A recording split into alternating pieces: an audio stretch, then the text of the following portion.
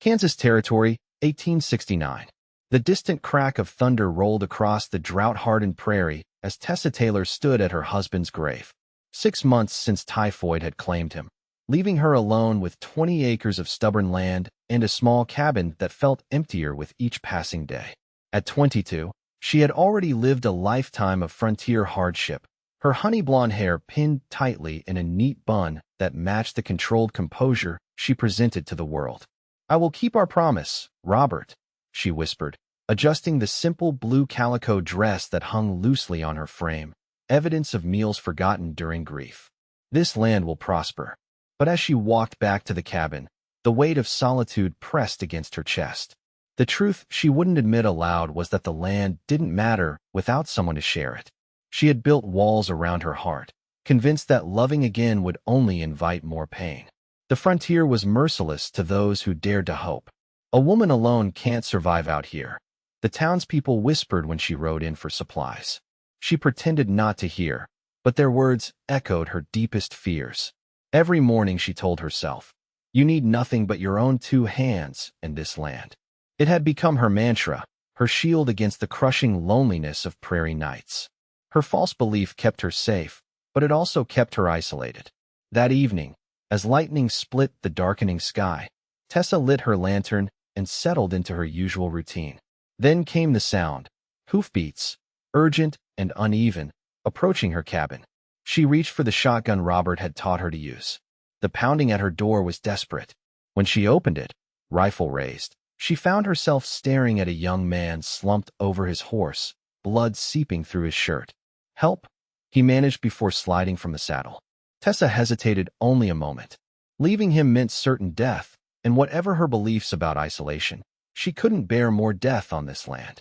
The stranger was younger than she expected, perhaps 24, with rain-soaked chestnut hair and features too handsome for the grimace of pain that twisted them. Despite his wound, she noted the strength in his shoulders as she helped him inside.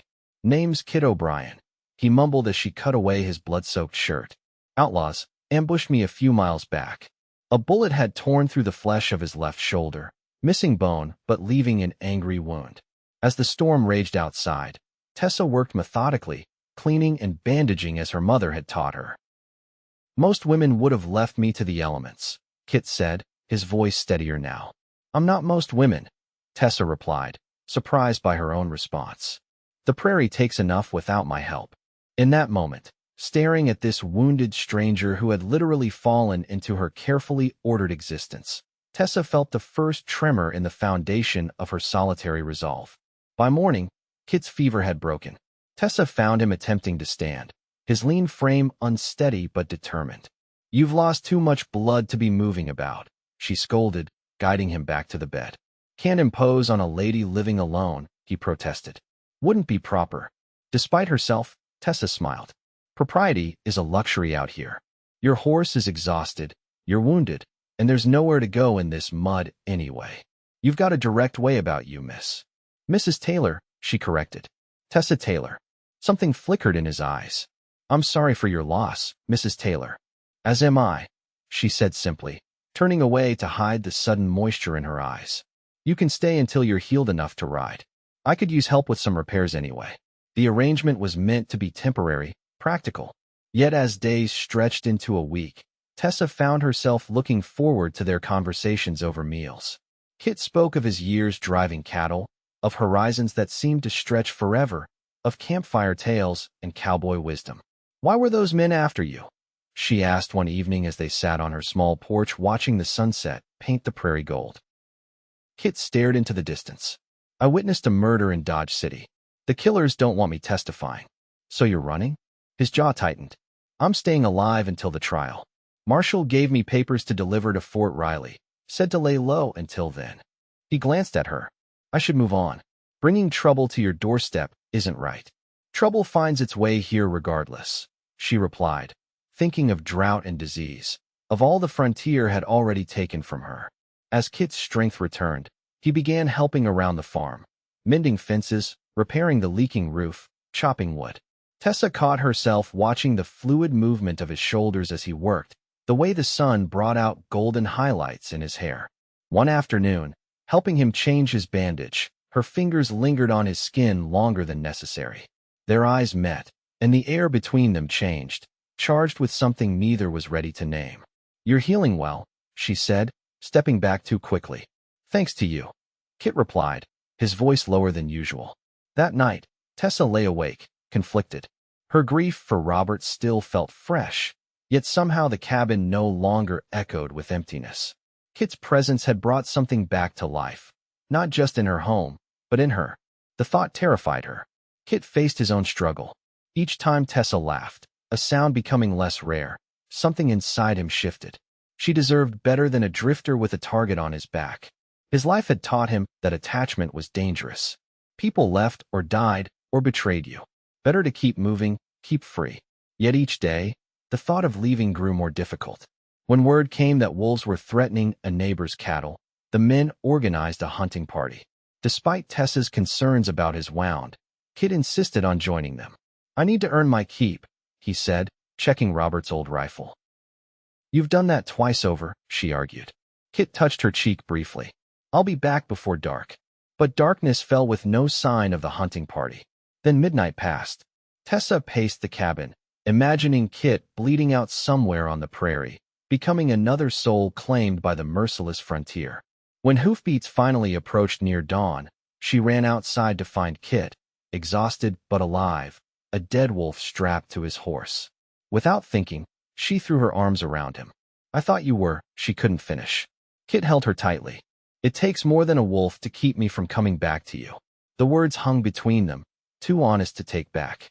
Tessa stepped away, confused by the intensity of her relief. "The others?" she asked. "Safe, headed to their homes." He unloaded the wolf. Got separated in the dark. That night, something changed between them. Over dinner, Kit spoke of his childhood in Boston, of parents lost to influenza, of working passage west on wagon trains. "I've been running so long. I'm not sure I remember how to stay," he admitted. Tessa studied him.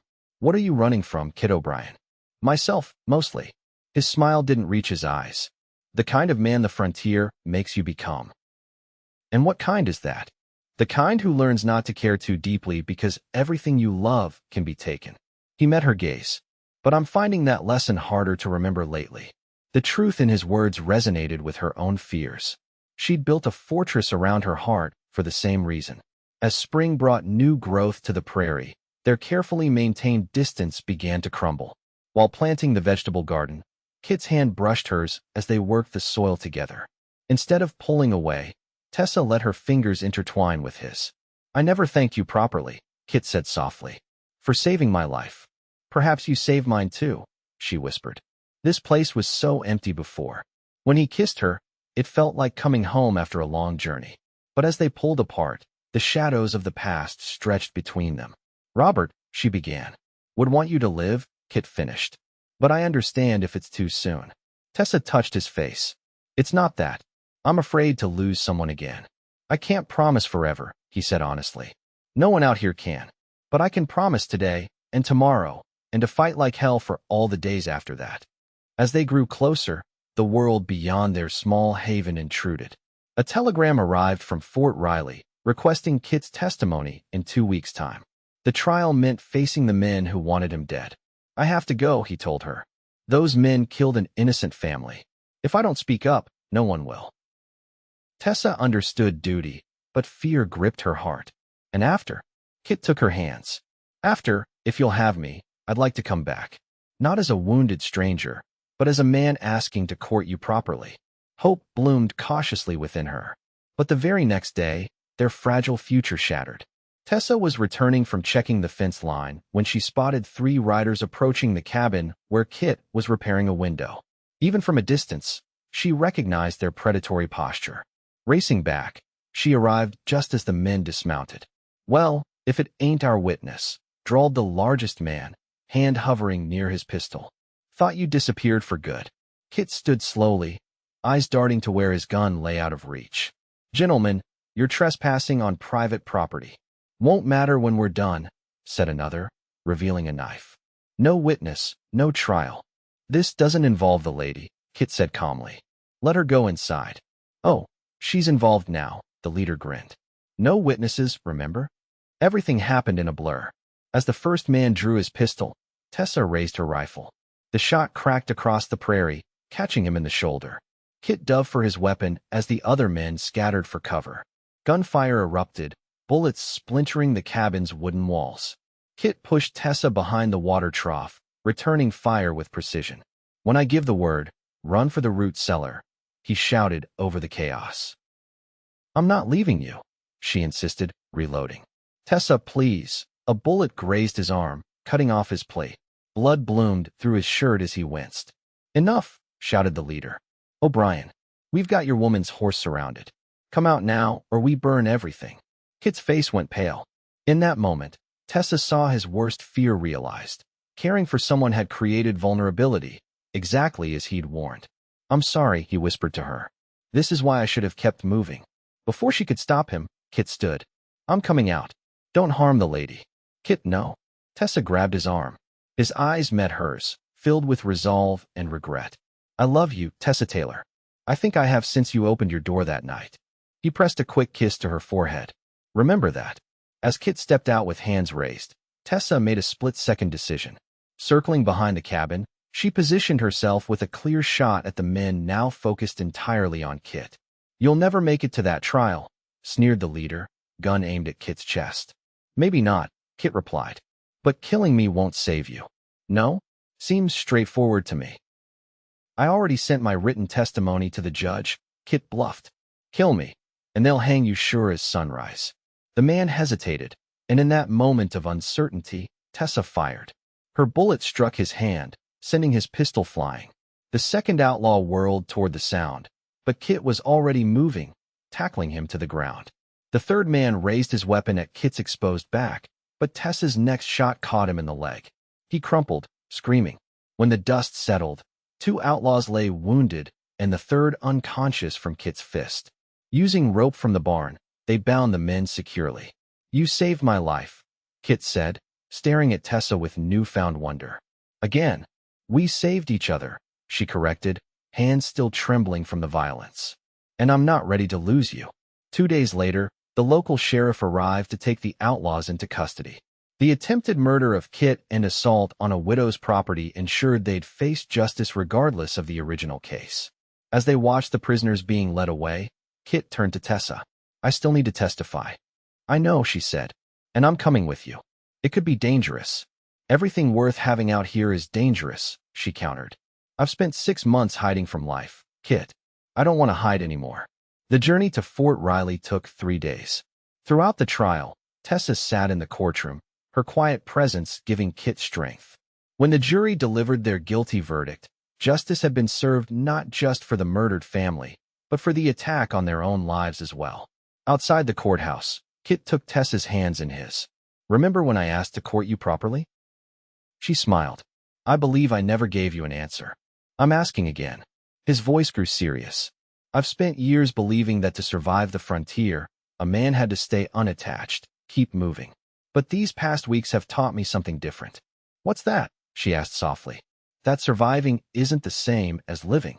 Kit's eyes held hers. "I don't want to just survive anymore, Tessa. I want to build something that lasts with you. Even knowing how quickly it could all be taken away, especially knowing that." He squeezed her hands. "The frontier doesn't guarantee tomorrow.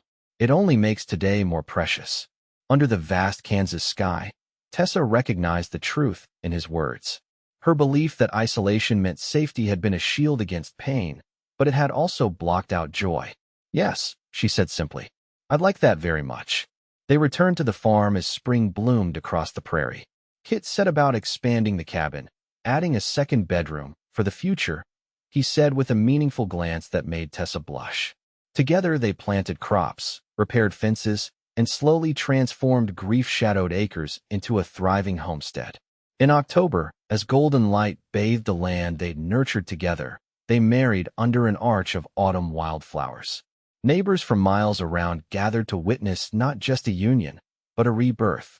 "I used to think loving meant inevitable loss," Tessa told Kit that night as they stood on their porch, watching stars appear above the prairie. That the frontier was too harsh for tender feelings. Kit wrapped his arms around her. "And now," she turned in his embrace, "now I know that loving is what makes the harshness bearable." That building something together, a home, a family, a future, is the greatest act of courage on the frontier. Mrs. O'Brien, he murmured, still savoring the sound of her new name. I believe you've discovered the secret of the prairie. And what's that, Mr. O'Brien? That it's not just about enduring the wild, he said, brushing a strand of honey-blonde hair from her face. It's about creating something beautiful within it. 1 year later to the day, as autumn again painted the prairie gold, their daughter was born. They named her Hope, for what had brought them together and what would carry them forward. Under endless prairie skies, Kit and Tessa O'Brien had found what so many seekers of the frontier longed for, but few discovered.